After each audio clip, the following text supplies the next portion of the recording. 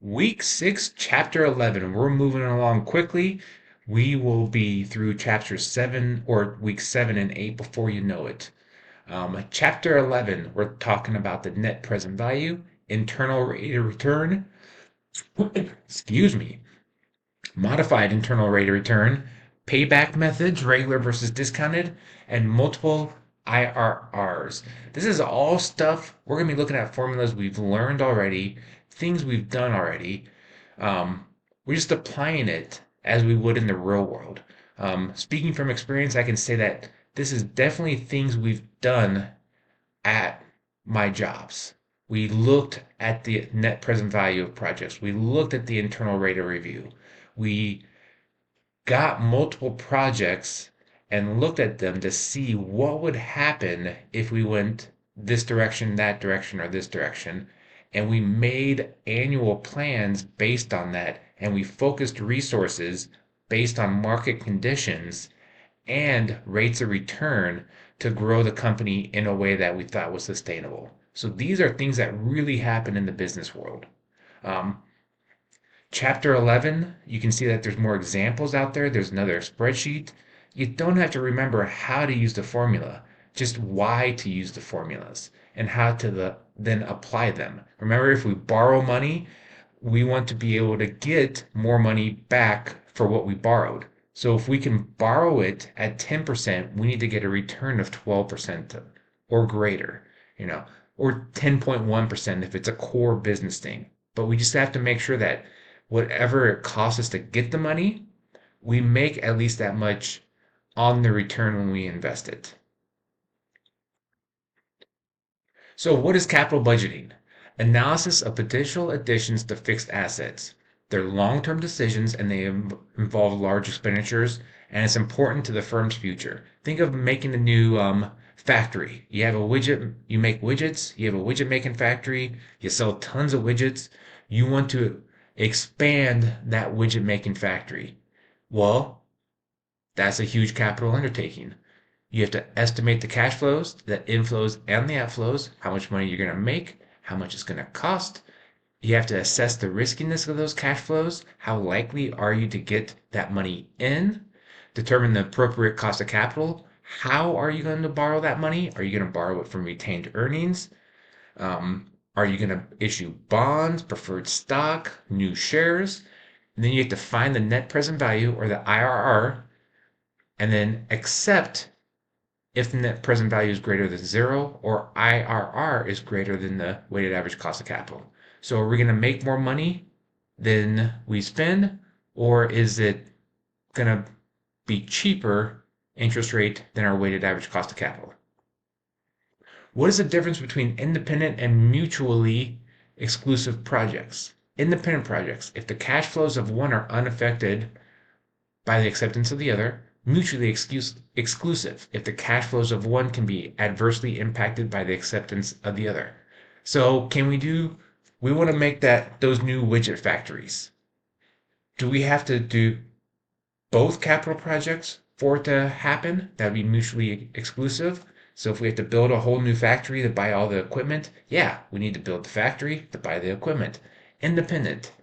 Let's say we have space to expand within our current building. We could put new widget makers in the old building, and we wouldn't necessarily have to buy the new building.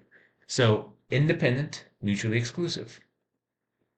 What is the difference between normal and non-normal cash flows? Normal cash flows, the cost, negative cash flow followed by a series of positive cash inflows, one change. Non-normal cash flow, two or more changes of signs.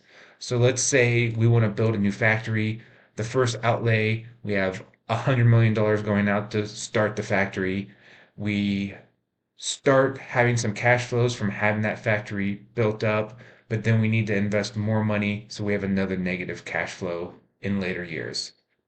Um, the most common is that we spend a bunch of money, cost is negative cash flow, then a string of positive cash flows to close the project. So, net present value, sum of the present values of all cash inflows and outflows of a project. We did this. We did this doing bonds. We know what this is. It's very, very simple stuff. We have Our two projects here, remember you can follow along in the examples, chapter 11 example. Year one, we have cash flows going out.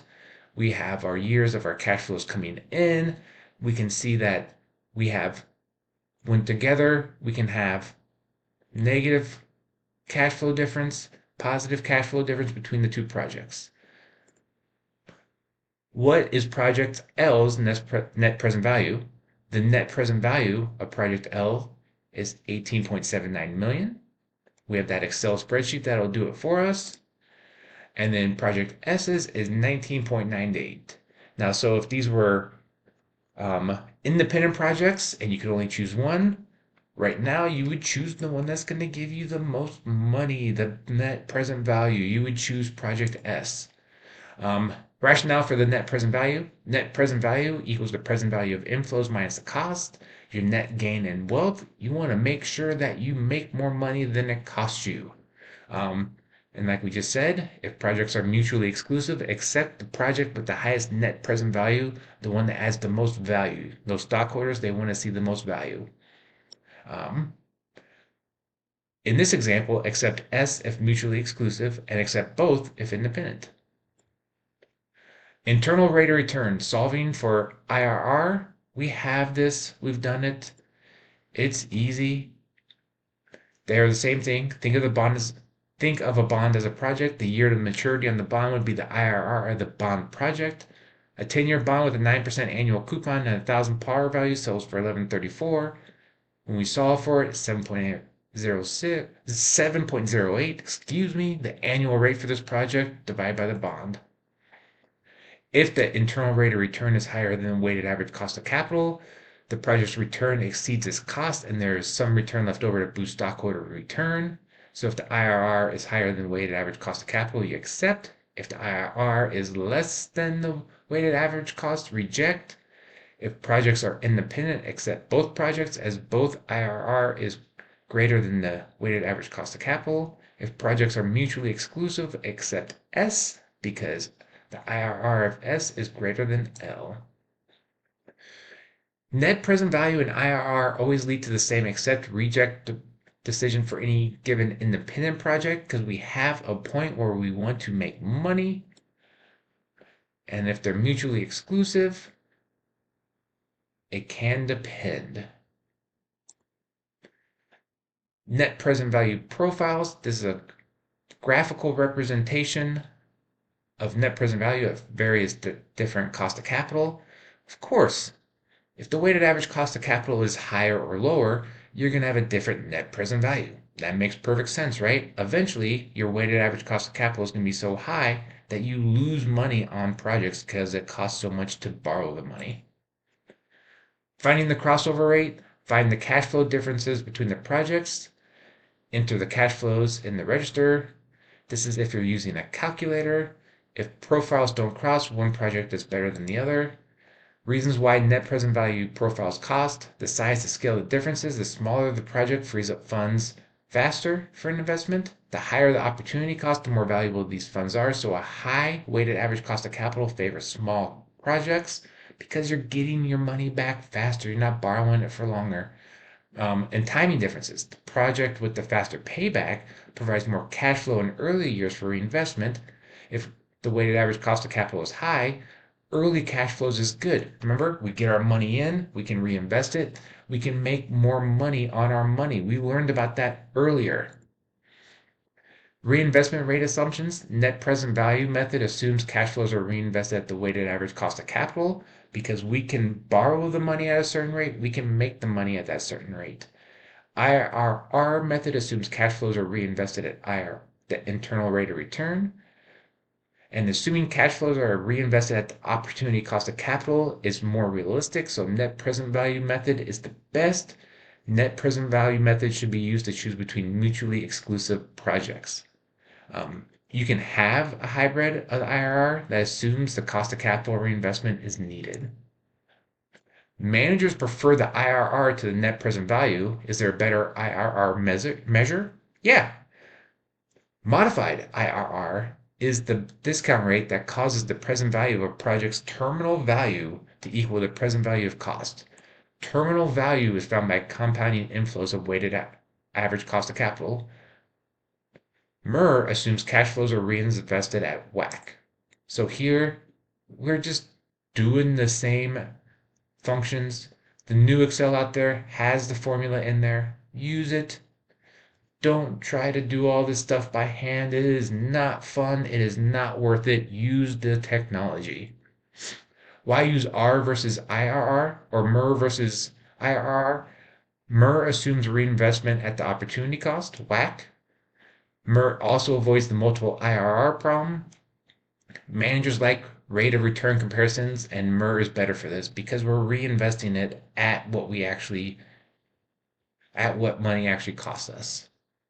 What is the payback period? The number of years required to recover a project cost, or how long does it take to get our money back? Duh. We want to make sure we at least get back to zero. It's calculated by adding the project's cash inflows to its cost until the cumulative cash flow for the project turns positive. So how quick are we going to get this money back? See? It's just 2 plus 30 divided by 80, 2.37 years. The payback is 1.6 years. It's just figuring out how quickly we're going to be made whole. It doesn't take into effect the time value of money. So you can see here, it's just straight math. So it's not a great comparison because you might think, oh, we have an extra 50 here. You don't. It costs you more for this money here than this money you're getting here. Use discounted, it's always better to use discounted cash flows so you figure out when you're made whole. And here's 2.7 years, just a little bit later, but it's a much better representation of when you get your money back. Strengths and weaknesses of payback. It provides an indication of a project's risk and liquidity. It's easy to calculate and understand. This is really good to show to non-math majors, not people that aren't in finance or accounting, because then they understand when we get our money back. Weaknesses, it ignores the time value of money, ignores cash flows occurring after the payback period, no relationship between a given payback and investor wealth maximization. Discounted payback considers time value of money, but the other two flaws remain. But it's a we use this all the time, and when I was in business at different businesses, we use this just to kind of show, hey, this is when we're going to be made whole again. It's going to take about a year and a half before we're made full from what we borrowed. It's a great tool to kind of reiterate that this is a good project or it's not a good project. Like we will never get our money back on this. And if you know that going into a project and you still do the project, it's okay. And there's reasons you might do a project that won't make you money because it's part of your core business or it's important to the customer base or the stockholders. That's okay also, but you have to know that stuff. All right, that concludes chapter 11. Remember, if you have any questions, early and often, get a hold of me. Use the Excel spreadsheets. Don't try to do this stuff on your own. All right, have a good one, everybody.